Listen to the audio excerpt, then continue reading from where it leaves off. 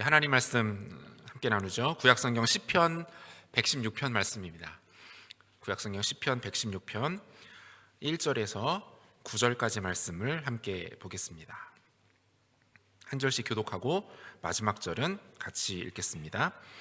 여호와께서 내 음성과 내 간구를 들으심으로 내가 그를 사랑하는도다.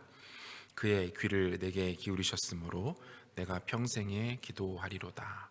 사망의 줄이 나를 두르고 수월의 고통이 내게 이름으로 내가 환난과 슬픔을 만났을 때에 내가 여호와의 이름으로 기도하기를 여호와여 주께 구하오니 내 영혼을 건지소서 하였도다.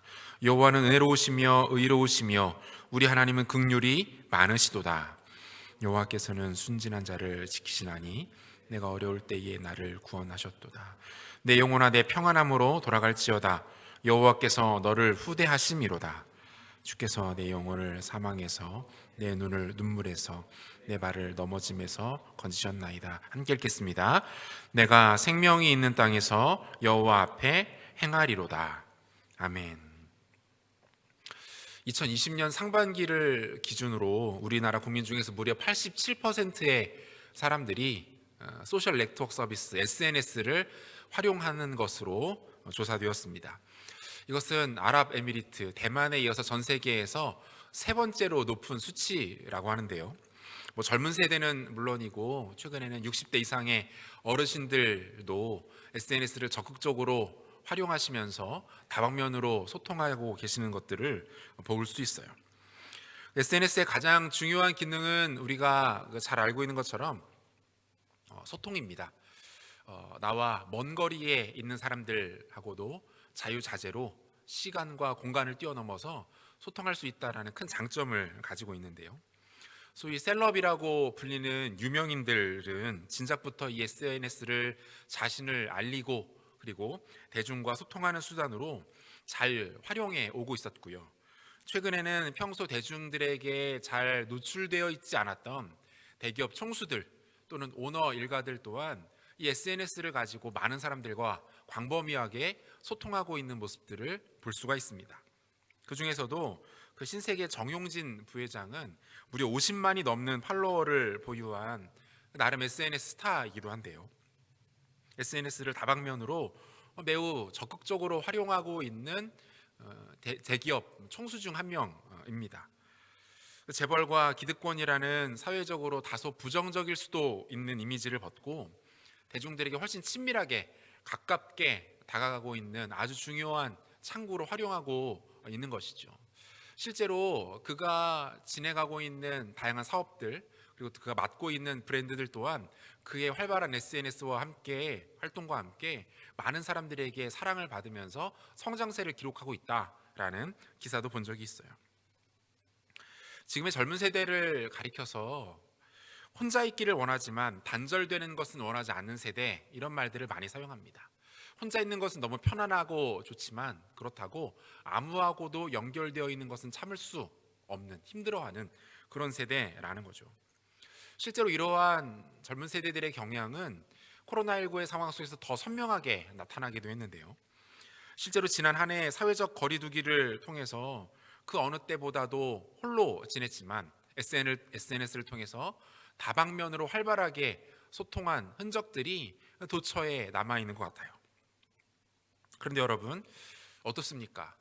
이러한 활발한 소통, 다방면의 만남들, SNS를 통한 시간과 공간을 거스르는 이 다양한 소통들이 정작 우리를 풍요롭게 하고 행복하게 만들어 주었습니까?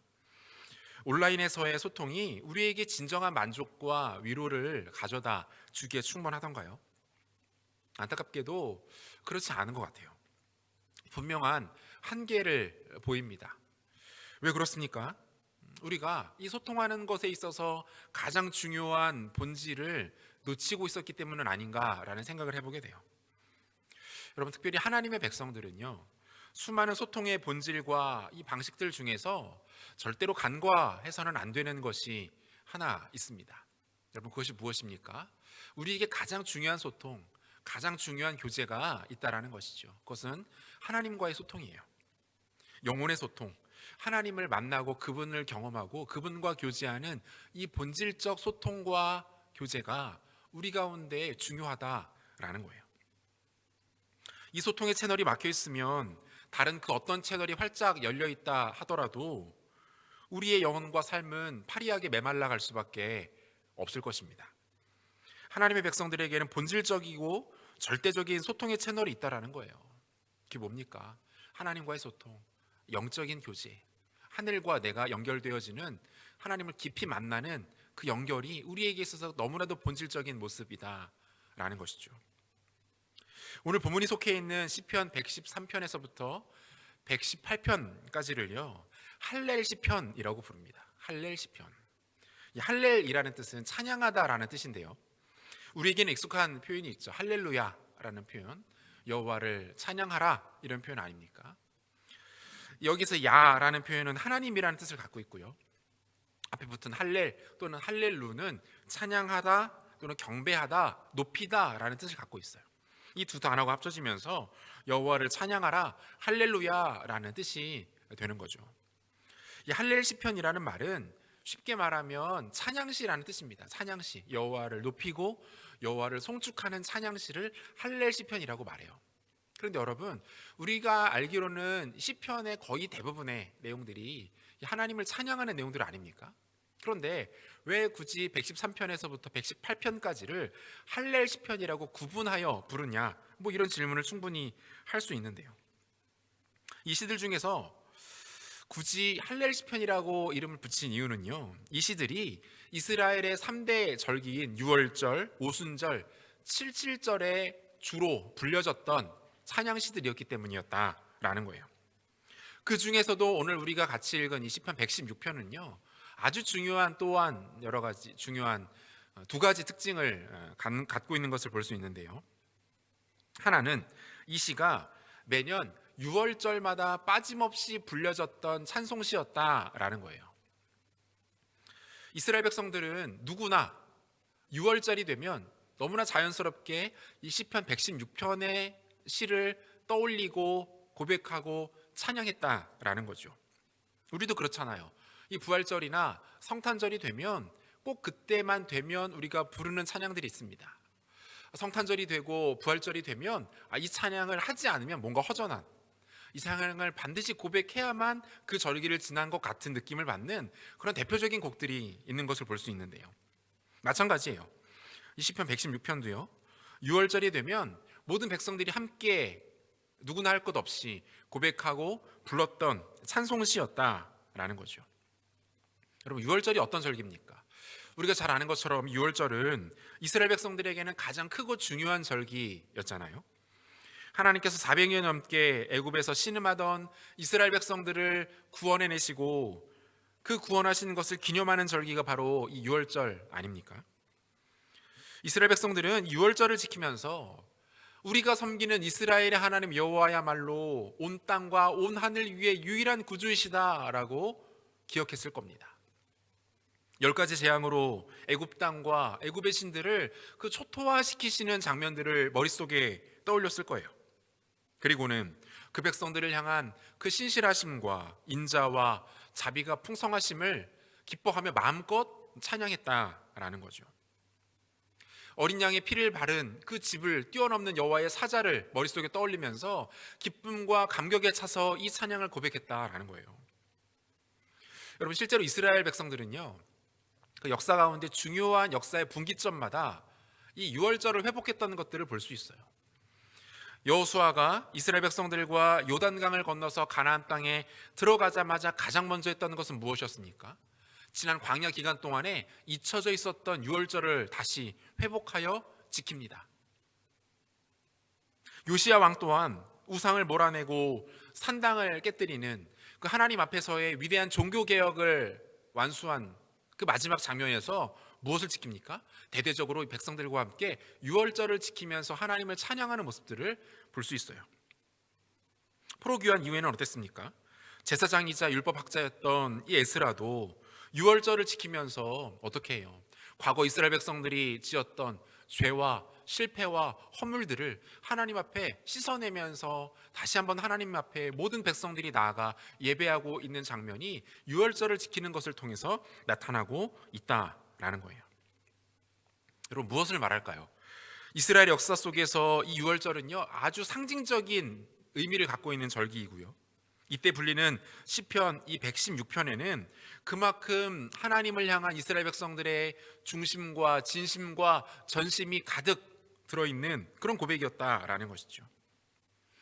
오늘의 본문이 가지고 있는 또 하나의 특징은 이 찬송시가 철저하게 개인적 고백들로 이루어져 있는 시라는 거예요. 이 공동체적 예식에 활용되는 시라면 대부분 어떤 것을 예상해 볼 수 있겠습니까?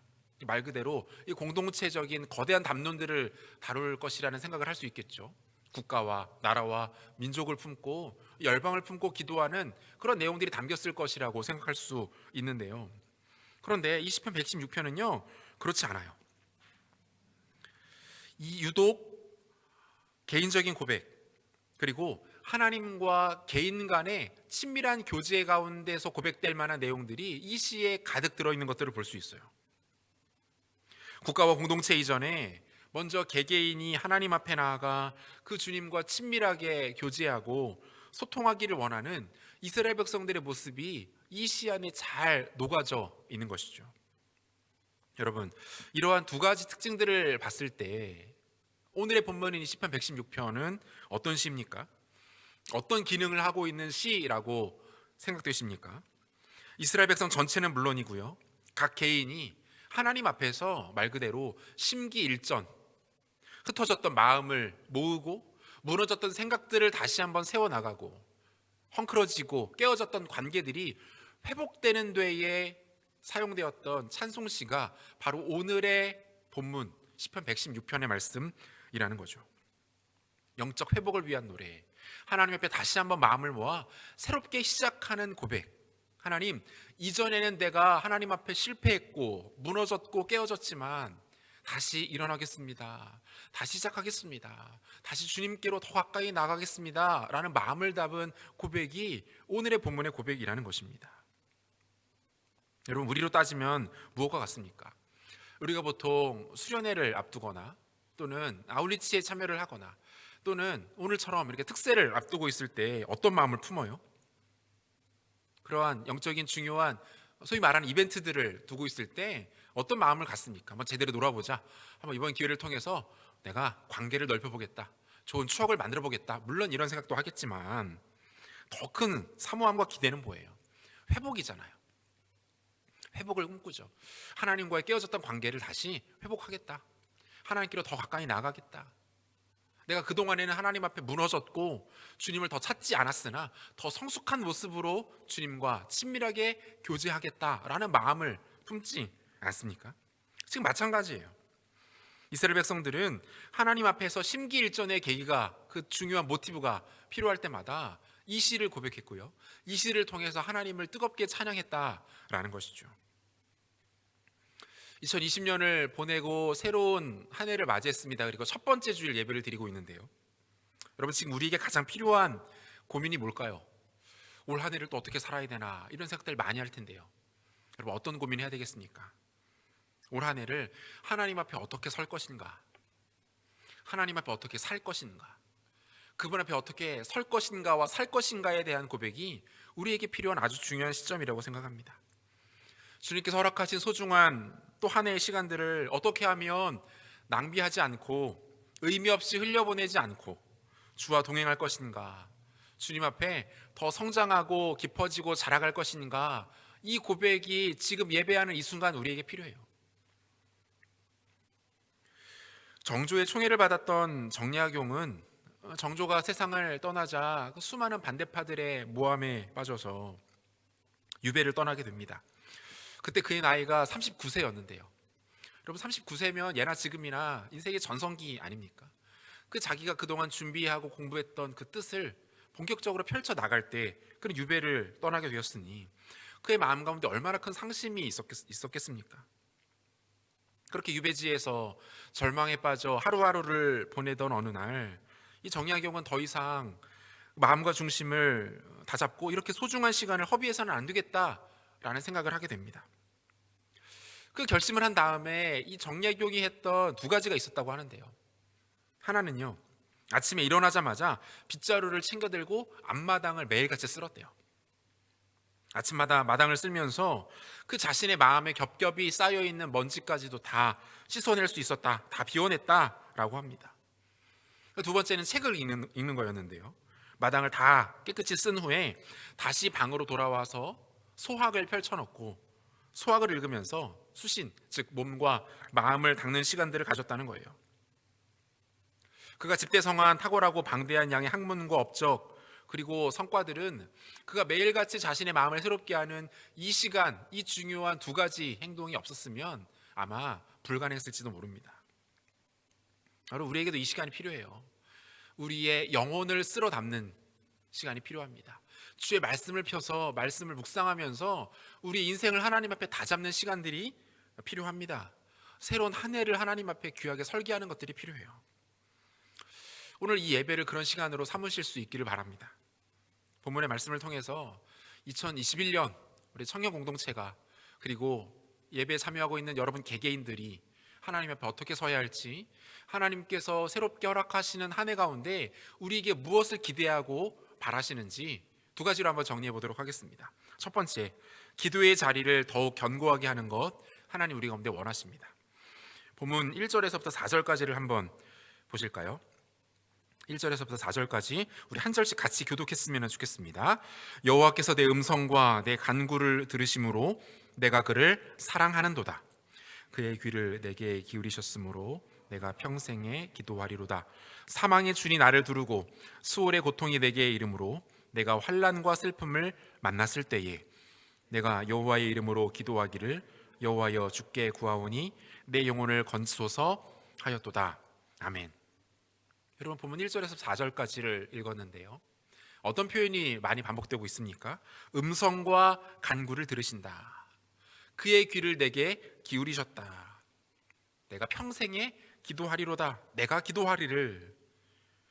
이런 표현들이 반복돼요. 이런 표현들은 우리 가운데 하나님에 대한 어떤 정보를 제공하고 있습니까? 우리 주님이 그의 사랑하시는 백성들과 교제하는 것을 기뻐하시는 분이다라는 것을 우리에게 아주 분명하게 보여줍니다. 창조주이신 하나님께서 피조물인 인간에게 큰 애정과 관심을 보이고 계시더라라는 거예요. 여러분 어디 오늘 본문뿐이겠습니까? 성경 도처에서 발견되는 모습들이 뭐예요? 하나님께서 그 백성들을 지으셨고 다스리실 뿐만 아니라 통치하실 뿐만 아니라 그 백성들의 삶과 인생과 심지어 그들의 감정과 마음 가운데 깊이 관심을 갖고 계신 분이다라는 것 우리가 성경을 통해서 확인할 수 있는 거죠. 뭡니까? 기도에 대한 분명한 동기를 오늘 본문은 우리에게 제공합니다. 하나님의 백성이라면 기도할 수 있고 기도해야 하고 아니 기도하지 않을 수 없다라는 거예요. 사랑하는 여러분, 우리에게 영적인 침체가 찾아오는 원인은 아주 간단합니다. 뭡니까? 우리 삶에 하나님의 자리가 작아질 때 우리는 영적으로 침체를 경험하게 돼요. 하나님보다 다른 그 무엇이 커지고 선명해지고 분명해지기 시작하면 그때부터 어떤 일들이 일어나요? 우리의 영혼이 시들어가기 시작하는 거예요. 영적인 제로섬이라고 몇 번 말씀드렸었죠. 하나님의 것과 세상의 것이 우리 안에 똑같은 양으로 존재할 수가 없는 거예요. 우리 안에 하나님이 커지면 반대로 세상은 작아질 수밖에 없고요. 세상의 것들이 커지면 커질수록 하나님의 존재감과 영역은 작아질 수밖에 없는 것이 우리의 마음의 본질입니다. 우리 마음이 그렇게 생겨 먹었어요. 하나님의 것과 세상의 것이 우리 안에 같이 존재할 수 없는 거예요. 다른 말로 하나님보다 다른 그 무엇들이 나에게 더 익숙해지고 친밀해지고 선명해지기 시작하면 그때부터 영적인 문제가 생기기 시작한다는 거예요. 하나님보다 나에게 돈이 더 익숙해지고 안정된 삶에 대한 갈망이 더 커지고 좋은 직장과 사람들에 대한 욕구가 더 커지게 되면 우리의 영혼은 절대로 평안함을 누릴 수 없습니다. 그 많은 것들을 가져보고 소유해 보지만 마음 한켠이 불안한 거예요. 염려가 생기는 겁니다. 편안하지 않아요. 하나님보다 다른 것들이 더 두려워지고 무서워지기 시작할 때도 마찬가지로 우리는 영적인 기근에 빠지게 됩니다. 하나님보다 나의 미래에 대한 두려움이 더 커집니다. 사람들의 평판에 휘둘리기 시작해요. 심지어 가족들의 기대, 또 나의 자존심이 나를 걸려 넘어지게 만들고 있다면 여러분, 그 사람도 분명하게 영적인 침체를 겪을 수밖에 없는 거예요. 어거스틴은 인간에게는 하나님만이 채우실 수 있는 빈자리가 있다라고 말합니다. 무슨 말이에요? 원래 모든 인간은 결핍을 가지고 있는 존재인데 그 결핍을 채우실 수 있는 분이 오직 하나님뿐이다, 이 말 아닙니까? 그런데 그 자리를 우리는 어떻게 해요? 다른 것으로 자꾸 채워보려고 합니다. 우리 안에 있는 커다란 그 빈자리를 돈으로 채우려 하고, 사람들의 인정으로 채우려 하고, 안정된 삶으로 채우려 하고, 취미로 채우려고 하고, 다른 것들로 채워보려고 애를 씁니다. 채워지지 않는다라는 거예요. 애는 쓰고 수고는 하는데 힘만 빠지고 만족감이 없어요. 행복하지 않습니다. 우리에게 있는 문제에 대해서 바람직하게 접근할 필요가 있습니다. 근본적인 해결 방향을 잡아놓고 접근을 해야지, 그 근본적인 것이 다뤄지지 않은 상태에서 그 눈에 보이는 문제, 피부로 느껴지는 문제에만 집중하고 접근을 하면 절대로 그것들이 채워질 수 없는 거죠. 힘만 들어갈 뿐이지 만족감이 없는 거예요. 얼마 전에 인터넷에서 이런 글을 본 적이 있는데요. 그 제목이 초등학생들의 기가 막힌 답안지였어요. 아마 보신 분들 계실 것 같은데, 몇 가지 소개를 드리면요. 술에 취해 거리에서 큰 소리를 지르거나 노래를 부르는 것을 사자성어로 무엇이라고 하는가, 이게 문제예요. 그리고 빈칸 3개를 만들어 놓고 마지막에 뭐뭐뭐가 이렇게 써놨어요. 정답이 뭐예요, 여러분? 고성방가이잖아요. 한 초등학생이 답을 씁니다. 아빠인가, 이렇게 써놨어요. 이런 문제도 있었어요. 사탕이 36개가 있었다. 그 중에 29개를 먹었다. 이제 남은 것은, 이게 문제예요. 정답은 여러분 7개죠. 36개 중에 29개를 먹었으니까. 그런데 어떤 초등학생이 또 답을 썼습니다. 당뇨, 이렇게 써놨어요. 사탕을 많이 먹었다 이거예요. 하나만 더 할까요? 괄호 안에 알맞은 말을 쓰시오, 이런 문제였는데, 개미를 3등분으로 나누면 이라고 묻고 괄호를 이렇게 3개를 만들어 놨어요. 곤충의 3부분을 말하는 것 같아요. 머리, 가슴, 배, 이게 정답이잖아요. 그런데 여기에 한 초등학생이 한 글자씩 죽는다 이렇게 써놨대요. 개미를 3등분으로 나누면 죽는다는 거죠. 모르겠어요, 여러분. 이게 진짜 초등학생이 이렇게 쓴 것인지 아니면 누가 재밌자고 만든 것인지. 그런데 여러분, 핵심은 뭐예요? 이 빈칸에 엉뚱한 것을 잘못 채워 넣으니까 이게 우스꽝스러워지더라는 거예요. 빈칸이 있고 거기에 정답을 제대로 채워 넣어야지 정답으로 인정받고 그것이 올바른 이론이 되는데, 엉뚱한 것들이 잘못 들어가니까 오답이 되고 우스워지더라는 것입니다. 여러분, 인생도 마찬가지 아닐까요? 우리의 삶에 우리의 영혼에 빈 공간들이 있는데요, 그것들을 다른 것으로 자꾸 채워 넣으려고 하면 그때부터 뭐예요? 우스워지기 시작하는 거예요. 인생에 오답 답안지를 들 수밖에 없게 된다는 거예요. 여러분, 인생의 빈 공간에 제발 다른 것들 채워 넣지 마세요. 영어, 학점, 스펙, 돈, 명예, 사람들의 인정, 여러분, 그런 것들이 정답이 아닙니다. 그런 것들로 절대로 그 빈 공간을 메꿀 수가 없는 거예요. 다 경험해봐서 알잖아요. 이러한 우리에게 가장 긴급한 것, 가장 절실한 것이 무엇입니까? 기도하는 거예요. 기도하는 거. 하나님, 우리 가운데 새해를 여는 이 시간에 우리 가운데 이거 기대하신다는 거예요. 우리 안에 기도가 채워지지 않으면 우리 안에 더 이상 선하고 고급스럽고 아름다운 것들이 생겨나지 않습니다. 인생의 가장 귀한 것들은 어디서 생겨납니까? 하나님과의 대화를 통해 생겨나게 돼요. 김영하 작가가 이런 말 했어요. 모든 빛나는 것은 대화를 통해서 온다. 공감이 되는 말이잖아요. 우리 역시 어때요? 내가 좋아하는 사람, 사랑하는 사람, 나를 잘 아는 사람, 지혜롭고 따뜻한 사람들을 만나서 그들과 대화를 하면요, 어떻습니까? 행복하죠. 영혼의 만족감이 생깁니다. 풍요로워지는 것들을 경험합니다. 무언가 더 하나를 알게 되는 것들을 경험하게 되죠.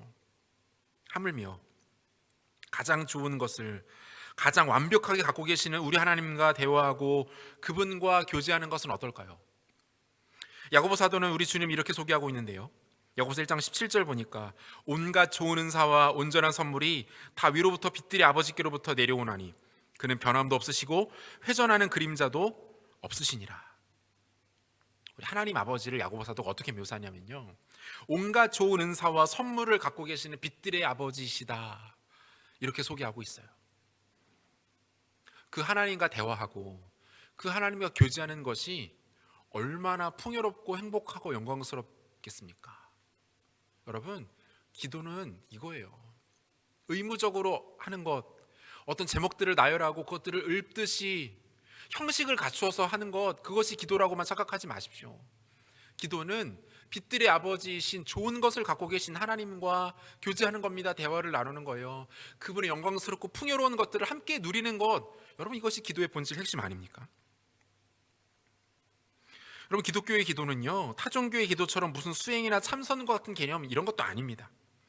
복음 안에서 기도하는 것은 전능자와 교제하는 거고요, 빛들의 아버지와 나누는 풍성하고 아름다운 대화인 것이죠.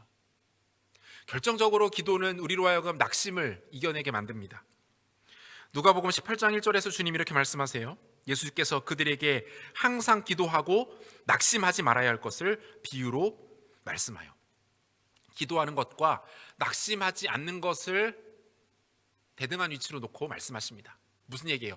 기도하면 낙심하지 않을 수 있다라는 거예요. 낙심하지 않기 위해서는 기도해야 된다라고 말씀하고 있는 거죠. 기도에는 낙심을 이기는 힘이 있다라는 것입니다. 여러분, 기도하지 않으신 상태에서 좌절했다, 절망했다 말씀하지 마세요. 기도하지 않고 낙심했다, 좌절된다, 망했다, 여러분, 이런 말씀 하는 거 아닙니다. 여러분들이 기도할 힘이 없다면 기도해 줄 수 있는 사람들을 찾으십시오. 기도를 부탁하세요. 기도에 잘 훈련된 사람들에게 여러분들의 기도의 제목들을 나누고 기도 받으십시오. 그렇게 기도 받고 힘을 얻어 기도를 시작하시면 여러분, 거기서부터 일이 풀리기 시작합니다. 하나님 앞에서 문제를 풀어갈 의지도 없이 문제 앞에서 포기하거나 망연자실하지 마시라는 말입니다. 여러분, 우리가 주님께로 나가면 주께서 우리를 긍휼히 여겨주시잖아요. 만나주시잖아요. 그 주님 만나면 우리 가운데 회복과 치유들이 일어나지 않습니까? 회복과 치유가 일어나게 되면 우리 안에 당시 영적인 건강들이 회복되고요, 그리고 건강을 되찾은 성도는 반드시 성령의 열매들을 맺게 됩니다. 건강을 회복한 하나님의 백성들은 반드시 그의 삶을 통해서 열매를 맺게 되는 거예요. 이것이 열매 맺음의 법칙 아닙니까? 요한복음 15장 4절과 5절 보면, 내 안에 거하라, 나도 너희 안에 거하리라. 가지가 포도나무에 붙어있지 아니하면 스스로 열매를 맺을 수 없음 같이 너희도 내 안에 있지 아니하면 그러하리라. 나는 포도나무요 너희는 가지라. 그가 내 안에, 내가 그 안에 거하면 사람이 열매를 많이 맺나니 나를 떠나서는 너희가 아무것도 할 수 없습니다. 어렵지 않아요. 우리 주님의 논리는 아주 명쾌하고 분명합니다. 뭐라고 말씀하십니까? 열매 맺는 인생, 열매 맺는 삶을 살기를 원하니? 그러면 나에게 붙어 있어라. 이게 네가 할 수 있는 전부다, 이렇게 말씀하는 거예요. 어떻게 해서든 나에게서 떨어지지 말아라. 이게 네 인생 가운데 풍성한 열매 맺는 단 하나의 방법이다. 주님 이 말씀을 하고 있는 거예요. 19세기 미국에서 사역했던 기도의 사람 E.M. 바운즈 목사님은 기도에 대해서 이런 말을 남겼는데요. 기도를 지극히 중요한 일로 여기고 그 중요성에 대한 높은 평가에 따라 그만한 시간을 기도에 드리는 사람에게 하나님께서는 천국의 열쇠를 맡기며 그 사람은 열쇠를 가지고 이 세상에서 영적인 일을 놀랍게 이루게 된다. 이게 무슨 말입니까? 하나님께 쓰임받는 인생 되고 싶은가? 그렇다면 무릎 꿇으라, 이 말 아닙니까? 하나님 앞에 위대하게 붙들림 받으어서 열매 맺는 인생 살고 싶은가? 그렇다면 지금부터 기도하라, 이 얘기. 여러분, 기도하는 것에 우리의 인생과 시간을 쓰지 않은 채에 우리의 삶이 형통할 것을 기대하지 마십시오. 그것은 축복이 아니라 저주입니다. 기도하지 않고서 우리가 어떤 위대한 일들을 이룰 것이라는 것 꿈도 꾸지 마세요. 그런 일들은 일어나지도 않을 뿐만 아니라 일어난다 해도 그게 저주라니까요, 저주. 기도를 통해서 하나님과 연결되어 있는 것이 핵심입니다. 코로나 상황이 되면서 가장 안타까운 것 중에 하나가 뭔지 아십니까? 저는 개인적으로 우리가 예전처럼 함께 모여서 기도하지 못하는 것이 가장 사실은 속상하고 좀 안타까워요. 뭐 아시는 분들은 다 아실 텐데요, 우리가 2019년만 해도 토요일마다 토하기로 모여서 기도했고요. 또 예배 국가 GPT는 저녁 때마다 예배를 위한 중보기도 모임을 1시간씩 늘 가졌습니다. 리더십들은 솔티로 모여서 목장과 또 목원들과 예배를 위해서, 공동체를 위해서 기도하는 시간들도 우리가 빼놓지 않았었죠. 중요한 사역을 앞두고 우리가 일주일간 매일 밤마다 모여서 뜨겁게 기도하는 기도 모임들도 있었어요. 그런데 코로나19 상황에서 우리가 다른 사역들은 다 온라인 방식으로 전환해서 나름 다양한 시도를 했지만 기도 모임만큼은 우리가 그렇게 충분히 하지 못했던 것 같아요. 그래서 여러분, 하나님께서 저에게 개인적으로 주시는 부담은 이거예요. 비록 코로나 상황이 다 끝나진 않았지만 올 한 해는 기도 모임들을 재개하려고 합니다. 어떤 방식이 됐든 좋습니다. 당분간은 우리가 온라인으로 모여야겠죠. 하지만 모여서 기도하고 온라인을 통해서지만 함께 기도하는 사람들을 일으키려는 마음들과 계획들을 하나님이 저에게 좀 주시는 것 같아요. 기도의 자리를 만들고 기도의 불씨를 되살리는 일들을 오래 하려고 합니다. 이것이 하나님께서 2021년을 시작하시면서 저에게 주시는 마음이고 우리 공동체를 향해 기대하시는 마음이라는 확신이 저에게 있어요. 여러분, 2021년 그 어느 해보다 이 기도의 자리를 사모하시고 기도의 능력을 힘입으시고 기도의 습관을 만들어 가시는 한 해가 되시기를 바랍니다. 올 한 해가 비록 어려웠으나 그 어려운 시기에 내가 기도의 습관을 만들었다라는 고백이 먼 훗날 우리의 삶을 돌아보면서 이 고백을 할 수 있는 올 한 해가 되었으면 좋겠어요. 기도할 때에 우리는 하나님의 좋은 것들을 누리게 됩니다. 기도할 때에 낙심하지 않을 수 있습니다. 기도할 때에 모든 어려움들을 넘어설 수 있게 되는 것입니다. 기도하기를 원하세요. 기도하기를 기대하십니다. 그리고 기도하는 자들을, 기도하는 공동체를 하나님은 기억하십니다. 이 사실을 기억하고 기도의 자리로 더 나아가길 힘쓰는 올 한 해 되시는 우리 모두가 되시기를 소원합니다. 우리가 회복하고 다시 시작해야 할 두 번째는요, 기억하고 감사하는 거예요. 본문 5절에서 8절까지의 말씀을 우리가 다시 한번 교독해서 읽어보도록 하겠습니다. 5절에서 8절까지입니다. 여호와는 은혜로우시며 의로우시며 우리 하나님은 긍휼이 많으시도다. 여호와께서는 순진한 자를 지키시나니 내가 어려울 때에 나를 구원하셨도다. 내 영혼아 내 평안함으로 돌아갈지어다. 여호와께서 너를 후대하심이로다. 주께서 내 영혼을 사망에서 내 눈을 눈물에서 내 발을 건지심에서 건지셨나이다. 아멘. 여러분, 하나님을 찬양하는 내용인데요, 시인은 그 백성들과 소통하며 교제하시는 하나님께 자신의 마음을 담아서 찬양과 감사의 고백으로 반응하고 있는 거죠. 여러분, 우리가 찬양이라고 하면 사실 좀 정해져 있는 이미지가 있어요. 보통 하나님께 찬양한다라고 하면은 뭡니까? 예배 시작할 때 말씀 듣기 전에 멜로디에 가사를 붙여놓은 음악적인 것을 보통 우리가 찬양이라고 많이들 생각을 하는데요, 그것만을 가리켜서 찬양이라고 말할 수는 없습니다. 하나님을 찬양한다라고 말할 때는요, 하나님께 두 가지를 고백하는 건데요, 하나는 그분이 하신 일이에요. 하나님께서 하신 일, 하나님께서 이 세상 가운데 하신 일, 그리고 나를 위해서 하신 일, 그리고 이미 이뤄놓으신 일들을 고백하는 것을 가리켜서 우리는 찬양한다라고 말해요. 그래서 여러분, 시편을 우리가 쭉 읽어보면 어떤 내용들이 드러납니까? 천지를 창조하신 하나님, 역사 가운데 이스라엘을 지키시고 돌보신 하나님, 그리고 시인 개인이 나에게 일하신 것들에 대한 하나님을 찬양하는 고백들이 나오는 것들을 볼 수 있죠. 그리고 또 하나는요, 그분의 성품을 고백하는 것이 찬양입니다.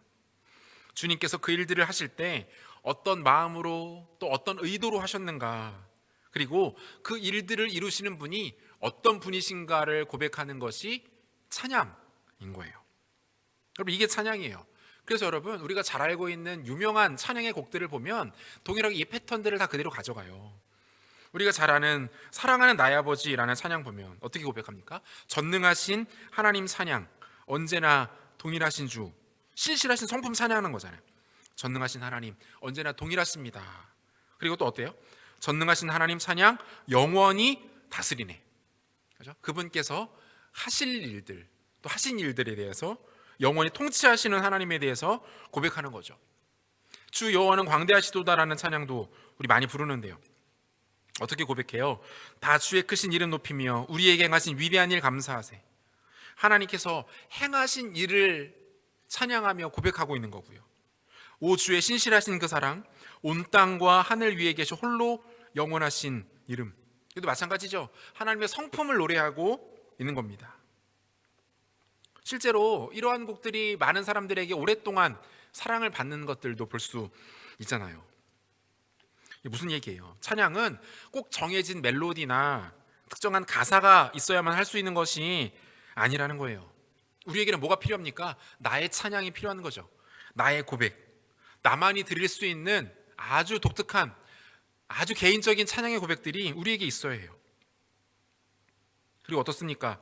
하나님을 향한 자신의 찬양이 있을 때 그것을 가리켜서 우리는 뭐라고 말해요? 그것을 간증이라고 말하는 거예요. 여러분, 간증은요, 어떤 대단한 기적을 경험하거나 큰 일을 이루거나 죽다가 살아나거나 이것만을 가리켜서 간증이라고 말하지 않아요. 간증은 뭡니까? 내 입술의 찬양이 간증이에요. 내가 하나님께 드릴 수 있는 고유한 고백, 나에게 행하신 그분의 일들, 내가 경험한 그분의 성품을 고백하는 게 그게 진짜 간증 아니에요? 우리가 나만의 것 굉장히 소중하게 여기잖아요. 다른 사람 따라하고 흉내내고 모두가 이렇게 획일적으로 가는 거 별로 좋아하지 않잖아요. 그런데 왜 신앙에서는 그러지 못합니까? 왜 우리는 누군가가 간증할 때에 다 그거 듣고 찾아서 보고 하지만 진짜 나의 간증은 만들지 못한 채 우리의 인생을 살아가고 있습니까? 나의 스토리 있어야죠. 간증하는 사람만 쳐다보지 말고 내가 간증의 주인공 돼야죠. 여러분, 그게 진짜 신앙이고 그게 진짜 믿음 아닙니까? 여러분, 올 한 해는 하나님 앞에 나만의 간증과 나만의 찬양으로 하나님을 섬기는 여러분들 되시기를 축복합니다. 이렇게 하나님 찬양하는 데 있어서 가장 중요한 것, 찬양의 동력이자 핵심이 뭡니까? 감사의 고백이에요. 감사의 고백. 하나님께서 우리에게 듣고 싶어 하시는 고백 중에서 첫 번째, 여러분, 그거는요, 헌신 아닙니다. 하나님, 제가 주를 위해서 이런 일을 하겠습니다. 물론 기뻐하시지만 그거보다 먼저가 있어요. 하나님, 제가 이러한 결단과 이러한 일들을 하나님을 위해서 하겠습니다. 그거 기뻐하시지만 그거보다 더 듣기 원하시는 게 있다는 거예요. 그게 뭐예요?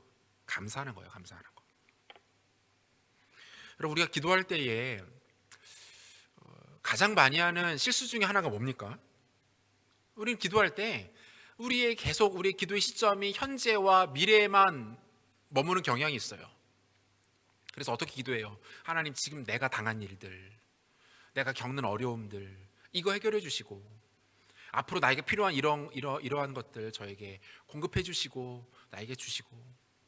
자꾸 우리의 기도는 거의 한 80-90%가 그런 것 같은데요. 이게 뭡니까? 자꾸 간구에 놓여 있다고요. 간구. 하나님, 저 이것도 주시고요, 이 문제 해결해 주시고요, 이 문제 어려움 겪지 않게 해주시고요. 우리 기도가 실제로 그렇잖아요. 하나님께 우리의 필요를 구하고 무언가를 요청하는 것이 나쁘다는 말씀을 드리는 게 아니에요. 이렇게 기도해야죠. 기도할 수 있습니다. 그런데 기도의 본질은 생각보다 다른 데 있습니다. 여러분, 성경은요, 하나님과 우리 사이의 관계에 대해서 간구하고 받는 관계로 정의하지 않아요. 성경은 우리에게 기억할 것을 먼저 요구합니다. 기억하라, 기념하라, 그리고 감사하라. 여러분, 이게 성경이 하나님과 그의 백성들 사이에 가장 기본적으로 전제해 놓으신 관계 원리예요. 뭡니까? 기억하라, 기념하라, 그리고 감사하라. 이게 먼저라는 거예요. 하나님께서 가나안 땅에 들어가는 이스라엘 백성들을 위해서 율법을 주시고 다양한 절기들을 만들어 주시죠. 왜 그런 거예요? 율법과 절기들의 핵심이 뭡니까? 기억하라 하잖아요. 기억하라. 6월절에는요, 내가 너희를 애굽에서 구원해낸 것을 기억하라, 그리고 기념해라, 그리고 감사해라. 오순절 또 어떻습니까? 밀수확이 거의 끝나갈 무렵에 지키는 절기거든요. 이런 메시지가 담겨 있는 거죠. 내가 너희에게 밀을 수확할 수 있도록 하고 농사의 소출을 허락하고 너희가 먹고 즐기며 살아갈 수 있도록 베풀어준 은혜를 너희가 기억하라, 기념해라, 그리고 감사해라. 이 메시지 아닙니까, 여러분? 우리의 기도가 계속해서 문제를 해결하고 미래를 보장받으려는 것에만 초점에 놓여서는 곤란합니다. 별로 좋은 기도 아니에요. 여러분, 이런 기도의 내용은요, 타 종교, 심지어 샤머니즘이나 무속신앙에서도 얼마든지 찾아볼 수 있는 내용들 아니에요? 기독교는 다르죠. 하나님은 지금도 살아계시는 분이시고 그분은 그 백성들과 친밀하게 가깝게 교제하는 것을 기뻐하시는 분이시기 때문에 어때요? 기도의 내용 자체가 달라질 수밖에 없는 거예요. 주어만 빼놨는데 기도의 내용이 같다, 여러분, 그것은 기독교의 기도가 아닙니다. 무속신앙도 그렇게 똑같이 기도해요. 여러분, 무당들이 귀신에게 기도할 때 감사 기도하는 거 본 적 있어요? 찬양하면서 경배하면서 기도하는 거 본 적 있으십니까? 거기에는 신적 대상을 어떻게 이용해 먹어야 하기 때문에 어때요? 계속 거래를 하고 협상을 한다고요. 불교를 비롯한 동양 종교들 어떻습니까? 여기에 기도의 핵심은 뭐예요? 나야 나. 자기 자신을 계속 보고 또 보고 살피고 팝니다. 여기에 무슨 감사가 있고 찬양이 있겠습니까? 여러분, 기독교의 기도는 달라야 돼요. 복음 위에 선 기도는 다를 수밖에 없습니다. 인격적이신 하나님을 섬기는 우리들이 누릴 수 있는 가장 큰 특권과 영광은 바로 이거예요. 하나님을 기억하고 그분을 기념하고 그분을 감사하는 겁니다. 여러분, 이게 신앙의 본질이고 핵심이에요. 감사하는 인생 가운데에 은혜가 임합니다. 기억하고 기념하고 감사하는 인생을 하나님께서도 기억하시고 그 인생을 기념해 주십니다. 더 크고 풍성한 은혜를 부어 주시는 것이죠. 2021년 시작하면서 이 결단이 우리 입술 가운데 있기를 원합니다. 불평하고 원망하고 짜증내고 한탄하고 우리 입술에 온갖 부정적인 것들만 가득 담은 채 2020년 살아왔다면 여러분, 상황은 바뀌지 않을 거예요. 비슷할 수 있습니다. 아니, 더 큰 어려움이 올지도 몰라요. 그럼에도 불구하고 하나님께서 나에게 이미 허락하신 것들을 기억하고 그분의 일하심을 기념하고 그분께 감사하는 이 성숙하고 올바른 고백이 우리 가운데 있기를 바랍니다. 감사의 고백들이 넘쳐나는 한 해, 하나님을 기념하고 그분을 찬양하는 우리의 진정한 고백들이 풍성한 한 해 되시는 여러분들의 삶 되시기를 소원합니다. 말씀 맺겠습니다. 우리가 기도를 회복하고 감사를 회복할 때 우리는 결국 하나님 앞에서 살아가는 인생, 또 하나님 앞에서 행하는 인생이 됩니다. 하나님 앞에 살아가고 하나님 앞에 행하는 인생. 코람 데오라는 말 여러분 들어보셨죠? 라틴어인데요. 코람, 뭐뭐 앞에서, 데오, 하나님 앞에서 살아가는 인생, 하나님 앞에서 서는 인생 될 수 있다는 거예요. 마지막으로 본문 9절 함께 읽고 말씀 마치겠습니다. 본문 9절을 우리 한 목소리로 같이 읽겠습니다. 내가 생명이 있는 땅에서 여호와 앞에 행하리로다. 사랑하는 여러분, 하나님 백성에게 가장 큰 영광, 능력, 힘과 기쁨이 이겁니다. 뭡니까? 하나님 앞에서 살아가는 것, 그분 모시고 살아가는 것, 그분 모시고 그분께 기도하고 그분 모시고 그분을 기억하고 기념하며 감사하는 것, 이 인생 가운데 하늘문이 열리고 주의 형통과 임재와 역사가 임하게 될 것입니다. 코람데오, 하나님 앞에 서며 살아가며 한 해를 주 앞에 아름답게 드리는 우리 모두가 되시기를 우리 주 예수 그리스도 이름으로 축원합니다. 같이 우리 들은 말씀 기억하면서 찬양했으면 좋겠는데요. 우리 모든 상황 속에서 주를 찬양할지라 우리 찬양으로 하나님께 우리의 마음을 올려드리겠습니다. 고백합시다. 모든 상황 속에서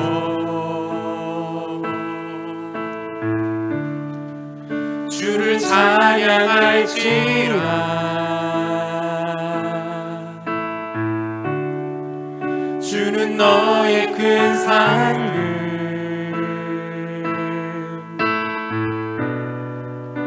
큰 도움이시라.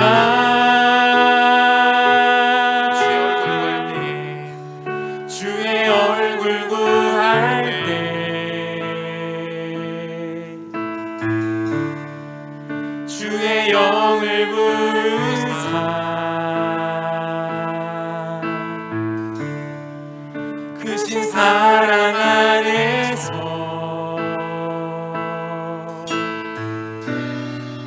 주를 보게 하소서. 고백합시다. 내 영혼이 확정되고 확정되었사오니 내 영혼이 확정되고 확정되었사오니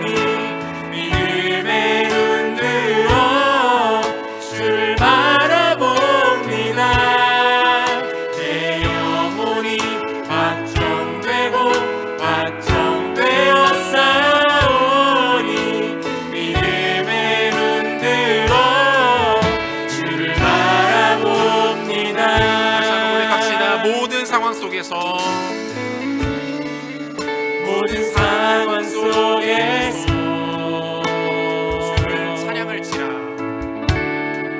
주를 찬양할지라. 주님은 우리의 큰 상급이 되십니다.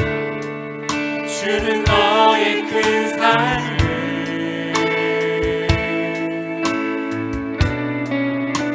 큰 도움이시라.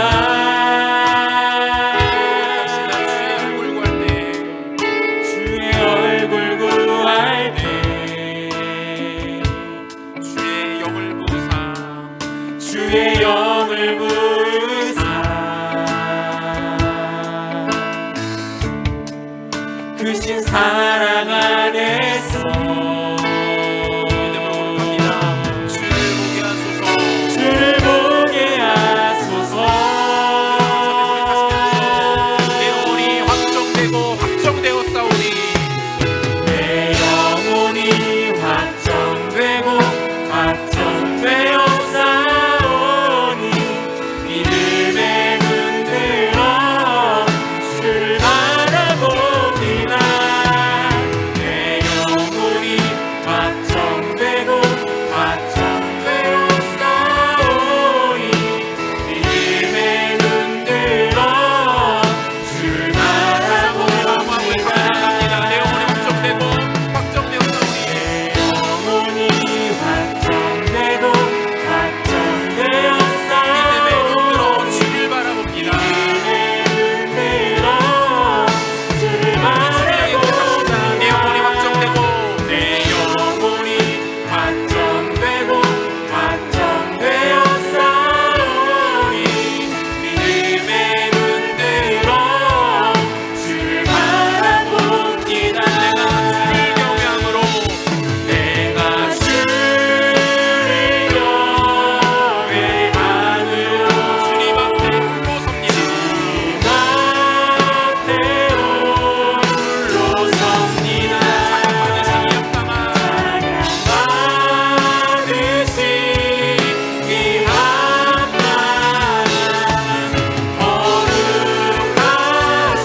다시 한번 고백합시다. 내가 주를 경외함으로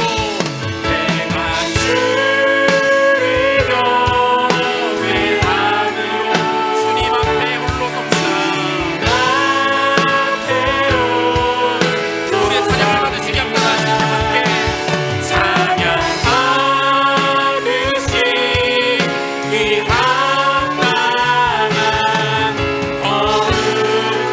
우리 마지막으로 목소리 높여 고백하며 나갑시다. 내가 주를 경외함으로 내가 주를 경외함으로 주님 앞에 홀로 섭니다. 찬양 받으신 위압당한 마지막으로 한 번 더 고백합시다. 내가 주를 경외함으로 내가 주를 경외함으로 주님 앞에 홀로 섭니다. 앞에 홀로 우리 마음을 들여 고백합시다. 찬양 받으신 위압당한 거룩하신 주님.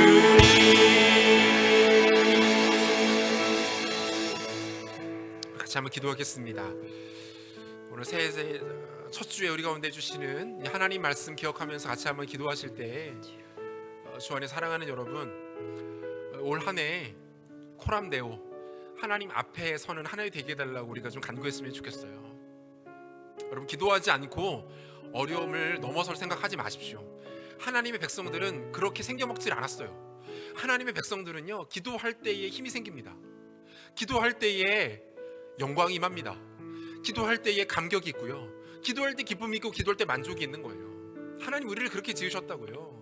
그것이 우리에게 가장 큰 복이고 영광이고 특권이고, 그것이 우리가 이 땅을 살아가는 방식이에요. 주 안에 사랑하는 여러분, 2021년 하나님께서 우리 가운데 새로운 한 해를 주셨습니다. 그리고 우리 가운데 기대하십니다.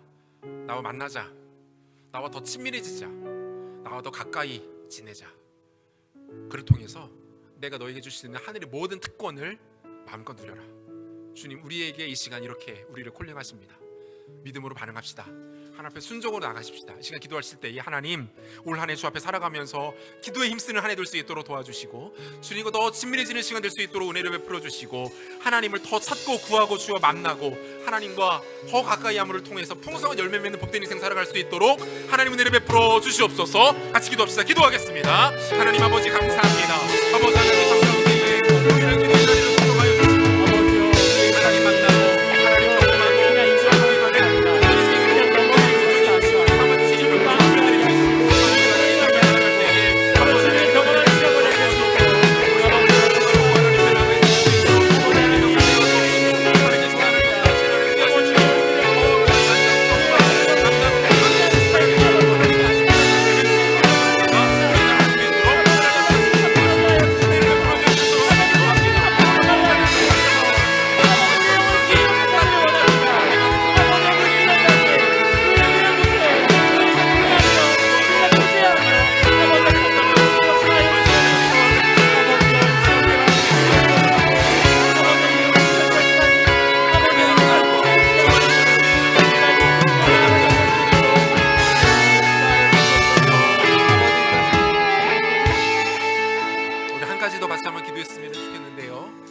사랑하는 여러분, 하나님의 백성들이 하나님과 맺는 관계에서의 가장 기본적인 것, 여러분 그것은 기억하고 기념하는 겁니다. 그리고 감사하는 거예요.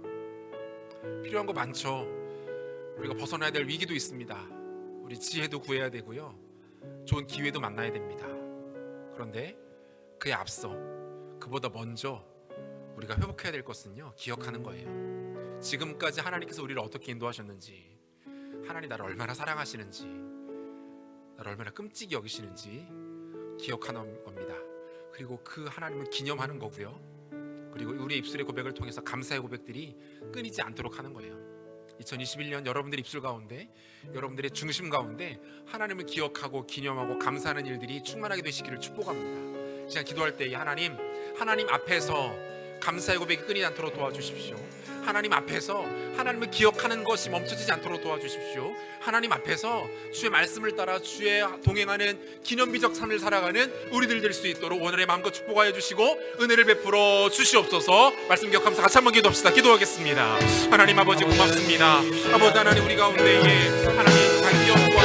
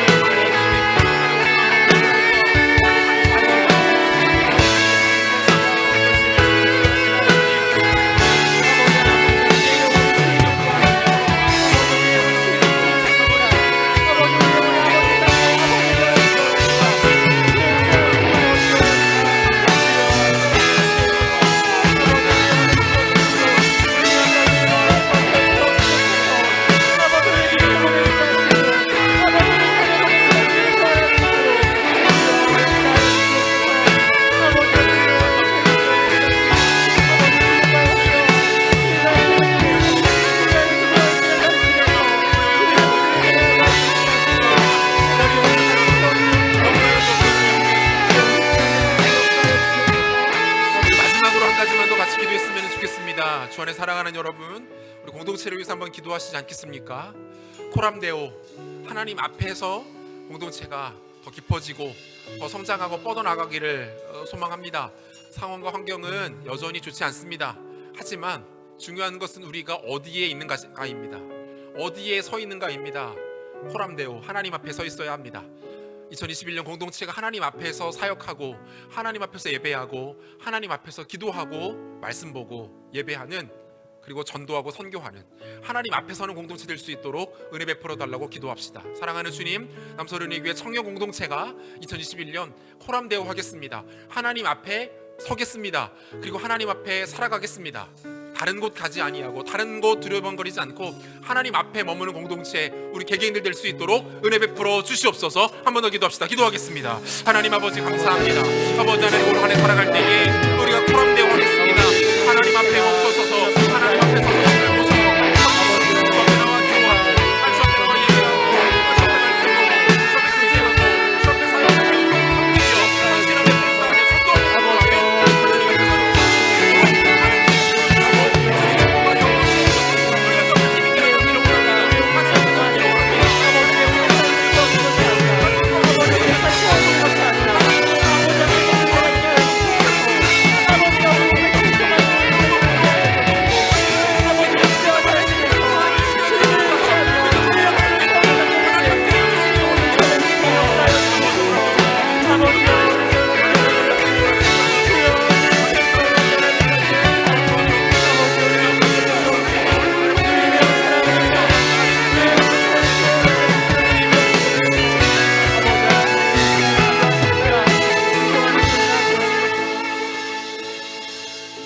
우리에게 새로운 한 해를 허락해 주시고 새로운 한 해의 그 첫 시간을 또 주 앞에 예배함으로 드릴 수 있도록 은혜를 베풀어 주신 하나님 감사합니다. 사랑하는 주님, 여전히 세상은 어지럽고 두려운 것 투성이고 우리는 어디로 어떻게 가야 할지 알 바를 알지 못합니다. 그렇게 어리석고 연약한 우리들을 보며 매 순간 실족하고 원망하며 아파하는 것이 또한 우리들의 모습입니다. 그런 우리에게 시편 116편 하나님을 아름답게 찬양하는 찬송시를 보여주시고 이 말씀을 통하여서 하나님 앞에 더 기도로 나아갈 것과 기업과 기념, 감사를 회복할 것을 말씀해 주시니 감사를 드립니다. 사랑하는 주님, 올 한 해 우리가 하나님 앞에 머물기를 원합니다. 다른 곳에 가 있지 않게 하시고 다른 것 기웃거리지 않도록 도와주시고 다른 그 무엇에 어떤 것에 시선 뺏기지 않은 채 우리 앞에 오로지 하나님만 모셔 섬기며 기도로 그분과 충분하게 교제하고 기업과 기념, 감사를 통해서 하나님께서 이미 우리 가운데 베풀어 주신 일들을 기뻐하며 그렇게 올 한 해를 살아가는 믿음의 공동체 지혜로운 청년들 될 수 있도록 은혜를 베풀어 주시옵소서.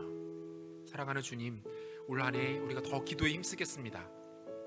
기도의 훈련들을 게을리하지 아니하고 기도를 통해서 살아계신 하나님을 깊이 경험하고 우리 하나님께 있는 그 풍요롭고 아름답고 찬란하고 빛나는 것들을 우리의 삶으로 가져와 하늘의 것들을 마음껏 누리며 경험하며 하나님 아버지의 영광스러움을 찬양하는 인생들 될 수 있도록 은혜를 베풀어 주시옵소서. 오늘까지 우리 입술에 주로 원망과 불평과 탄식과 한숨이 담겼다면 오늘 이 예배를 기점으로 그 모든 부정적인 것들이 주를 향한 감사의 고백들로 바뀌는 역사가 있게 하여 주옵소서. 하나님께서 행하신 위대한 일들을 늘 기억하며 그것을 기념하며 하나님께 감사하는 감사의 고백들이 우리 입술 가운데 우리 인생 가운데 떠나지 아니하도록 주님 축복하여 주옵소서. 하나님처럼 하나님 앞에 코람데오하는 인생을 이 시대 가운데 찾고 계시는데 우리 공동체가 그런 공동체 되게 하시고 우리 사랑하는 청년들이 그런 인생 살아갈 수 있도록 하나님 마음껏 축복하여 주시옵소서. 오늘도 정성스럽게 구별하여 예물 드린 손길들을 기억하시기를 원합니다. 마음의 중심을 담아 주 앞에 드렸사오니 하나님 외면치 마시고 하나님 드린 손길 가운데 만배나 더하는 복으로 갚아 주옵소서. 사랑하는 청년들 건강의 복을 주시고 물질의 복도 주시고 좋은 기회들도 만나게 해주시고 좋은 사람들도 주변에 많게 하시고 특별히 믿음의 배우자들 하나님 허락하셔서 복된 가정을 이루는 은혜 또한 저들 누릴 수 있도록 주님 마음껏 축복하여 주옵소서. 예물들이 쓰이는 곳마다 하나님의 나라 확장되게 하시고 교회가 세워지고 잃어버린 영혼 주께 돌아오는 아름다운 일들이 나타나도록 은혜를 베풀어 주시옵소서. 지금은 우리 주 예수 그리스도의 은혜와 하나님의 사랑하심과 성령의 위로하시며 교통하시는 역사가 2021년 더 주께 기도의 자리로 나아가고 원망과 불평이 아닌 기억과 기념, 감사의 고백들이 입술에 떠나지 않는 코람데오 하나님 앞에 하나님 모시며 살아가는 인생으로 우리의 삶을 아름답게 되어지기를 간절히 소망하며 예배 참여 사랑하는 청년들 머리 위에 이들의 삶과 삶의 모든 터전 가운데, 인생 가운데 이제부터 영원토록 함께 있을지어다. 아멘.